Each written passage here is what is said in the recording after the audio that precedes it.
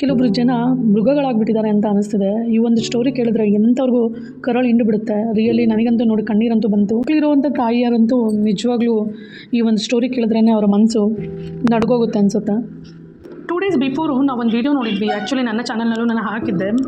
ಆ ಸ್ಟೋರಿ ಕೇಳಿದ್ರೆ ಎಂಥವ್ರ ಮನಸ್ಸು ನಡಗ್ಬಿಡುತ್ತೆ. ಉತ್ತರ ಪ್ರದೇಶದಲ್ಲಿ ಒಂದು ಮಗುನ ಒಬ್ಬ ಅಂದರೆ ತಾಯಿನ ಪೀಡಿಸ್ತಾ ಇರ್ತಾನೆ ಮದುವೆ ಆಗಲಿಕ್ಕೆ ಅಂತ ಅಂದ್ಬಿಟ್ಟು. ಸೊ ಮಗು ಅಡ್ಡ ಬರ್ತಿದೆ ಅಥವಾ ಮಗು ಇರೋದ್ರಿಂದ ಅವಳು ಒಪ್ತಾ ಇಲ್ಲ ಅನ್ನೋ ಕಾರಣಕ್ಕೆ ಮಗುನ ಒಂದೇ ಸರಿ ಹೊಡೆದು ಸಾಯಿಸ್ಬಿಡ್ತಾನೆ. ಸೊ ಆಗ ತಾಯಿ ಕಣ್ಣೀರು ಹಾಕ್ಕೊಂಡು ನಿಂತಿರುವಂಥ ಒಂದು ಸ್ಥಿತಿ ನೋಡಿದ್ರೆ ಎಂಥವ್ರಿಗೂ ಒಂದು ಬೇಸರ ಉಂಟಾಗುತ್ತೆ. ಅದೇ ರೀತಿ ಒಂದು ಇನ್ಸಿಡೆಂಟು ಕೇರಳದಲ್ಲಿ ನಡೆದಿದೆ ಅಂತ ಹೇಳ್ಬೋದು. ಬಟ್ ಎಷ್ಟು ವಿಚಿತ್ರವಾಗಿದೆ ಈ ಸ್ಟೋರಿ ಅಂದರೆ ನಿಜವಾಗ್ಲೂ 2 ಮಕ್ಕಳು 1.5 ವರ್ಷದವರೇ.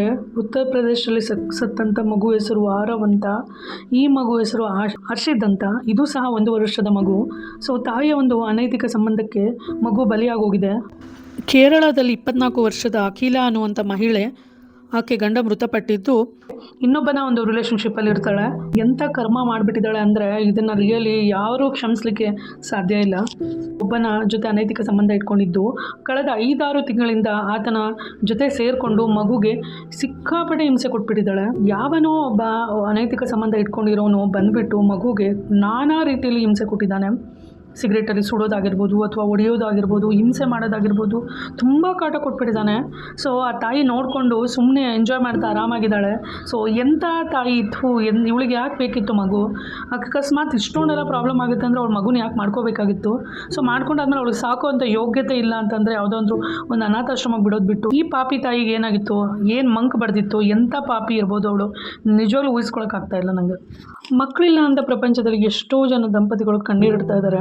ದೇವರ ಆಶೀರ್ವಾದದಿಂದ ಸಿಕ್ಕಂಥ ಮಗು, ಅವಳಿಗೆ ಯೋಗ್ಯತೆ ಇಲ್ಲ ಅಂದರೂ ದೇವರು ಆ ಮಗುನ ಕರುಣಿಸ್ಬಿಟ್ಟಿದೆ. ಸೊ ಒಬ್ಬ ಯೋಗ್ಯತೆ ಇಲ್ಲದ ಒಂದು ನಾಚಿಕೆಗೇಡಿನ ಒಂದು ಹೆಂಗಸದು, ಯೋಗ್ಯತೆ ಇಲ್ಲದಂಥ ಆ ತಾಯಿಗೆ ಭಗವಂತ ಯಾಕಾದರೂ ಆ ಮಗುನ ಕರುಣಿಸಿದನೋ ಗೊತ್ತಾಗ್ತಾ ಇಲ್ಲ. ಎಷ್ಟೊಂದು ಚಿತ್ರಹಿಂಸೆ ಅನುಭವಿಸ್ಬಿಟ್ಟಿದೆ. ಕೇವಲ 1.5 ವರ್ಷಕ್ಕೆ ಅದು ಸಾಕಷ್ಟು ನೋವನ್ನು ತಿಂದು ಇವತ್ತು ಅದು ಪ್ರಾಣ ಕಳ್ಕೊಂಡಿದೆ. ಈಕೆ ಹೊಟ್ಟೆಪಾಡಿಗಾಗಿ ಒಂದು ಡ್ಯಾನ್ಸ್ ಕ್ಲಾಸಲ್ಲಿ ಕೆಲಸ ಮಾಡ್ತಾ ಇರ್ತಾಳೆ. ಆಗ ಒಂದು ಅನೈತಿಕ ಸಂಬಂಧ ಬೆಳೆಸ್ಕೊತಾಳೆ ಒಬ್ಬ ಆಸ್ಕರ್ ಅನ್ನುವಂಥ ಒಬ್ಬ ರಾಕ್ಷಸನ ಜೊತೆ. ಈತನ ಜೊತೆ ಕಳೆದ ಒಂದು 6 ತಿಂಗಳಿಂದ ಲಿವಿಂಗ್ ರಿಲೇಷನ್ಶಿಪ್ಪಲ್ಲಿ ಇರ್ತಾಳೆ. ಹೇಗಾದರೂ ಇರೋ ಪರವಾಗಿಲ್ಲ ಅಂತ ಅಂದ್ಬಿಟ್ಟು ಆ ತಂದೆ ಕಡೆಯವರು ಇರ್ತಾರಲ್ಲ, ಅವರು ಮಗುನ ಕರ್ಕೊಂಡು ಹೋಗ್ಲಿಕ್ಕೆ ಬಂದಾಗ ಹೆಲ್ಪ್ಲೈನ್ ತೊಗೊತಾಳೆ, ಚೈಲ್ಡ್ ಹೆಲ್ಪ್ಲೈನ್ ತೊಗೊತಾಳೆ. ತಾಯಿಯಿಂದ ಮಗುನ ದೂರ ಮಾಡ್ತಿದ್ದಾರೆ ಅನ್ನುವಂಥ ಒಂದು ನಾಟಕ, ಒಂದು ಸೀನ ಕ್ರಿಯೇಟ್ ಮಾಡ್ತಾಳೆ. ಸೊ ನಮ್ಮ ಕಾನೂನು ಗೊತ್ತಿದೆಯಲ್ಲ, ತಾಯಿ ಹತ್ರನೇ ಮಗುನ ಬಿಡಬೇಕು ಅಂತ. ಆದರೆ ಎಂಥ ತಾಯಿ ಹತ್ರ ಬಿಡ್ತಾ ಇದ್ದಾರೆ ಅನ್ನೋಂಥ ಒಂದು ಕಾಮನ್ ಸೆನ್ಸ್ ಇರಲ್ಲ. ಯಾವುದೋ ಒಂದು ರೂಲ್ಸ್ ಪ್ರಕಾರ ಪಾಪಿ ತಾಯಿ ಹತ್ರನೇ ಕೊನೆಗೆ ಆ ಮಗು ಉಳ್ಕೋಬೇಕಾಗುತ್ತೆ.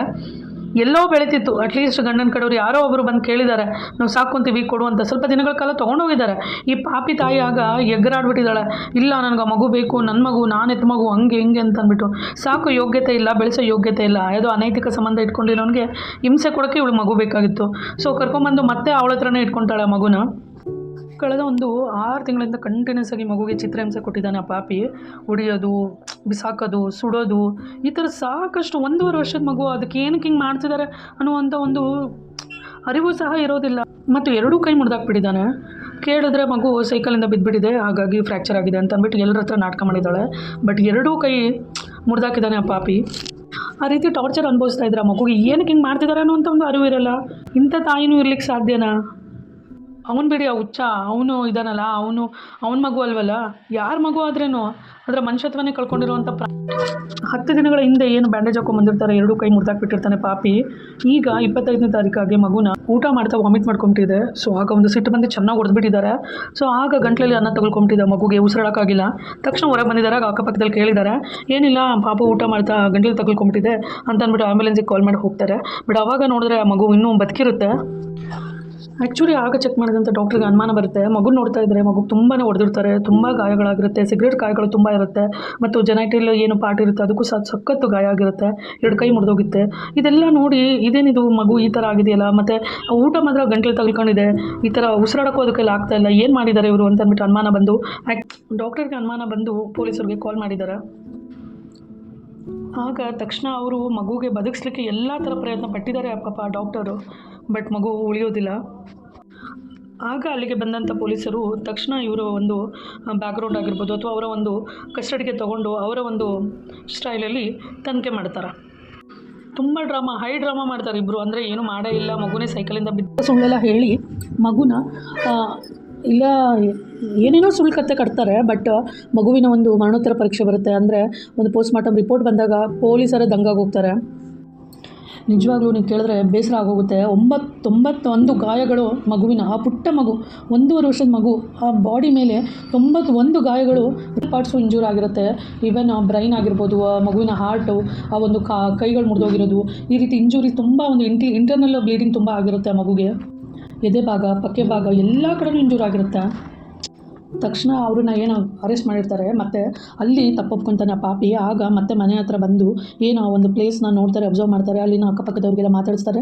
ಆಗ ಹೇಳ್ತಾರೆ ಕಂಟಿನ್ಯೂಸ್ ಮಗು ಅವ್ರ ಮನೆಯಿಂದ ಅಳ್ತಾನೆ ಇತ್ತು, ಇವರೇನೋ ಕಾಟ ಕೊಡ್ತಿದ್ದಾರೆ ಅಂತ ನಾವು ಕೇಳಿದ್ರು ಸಹ ಇಲ್ಲ ಬಿತ್ತೋಯ್ತು, ಸುಮ್ಮನೆ ಅಳ್ತಾ ಇದೆ, ಈ ರೀತಿ ಏನೋ ಒಂದು ಹೇಳಿ ಮ್ಯಾನೇಜ್ ಮಾಡ್ತಾಯಿದ್ರು. ನಮಗೂ ಸಹ ಅನುಮಾನ ಬಂದಿತ್ತು ಅಂತ ಅಂದ್ಬಿಟ್ಟು ಅಕ್ಕಪಕ್ಕದಲ್ಲಿ ಹೇಳ್ತಾರೆ. ಪಕ್ಕದಲ್ಲಿದ್ದವ್ರಿಗೆಲ್ಲ ಹೇಳ್ತಾರೆ ಮಗು ಇದ್ರ ರೀತಿ ತೀರೋಗಿದೆ ಅಂತ.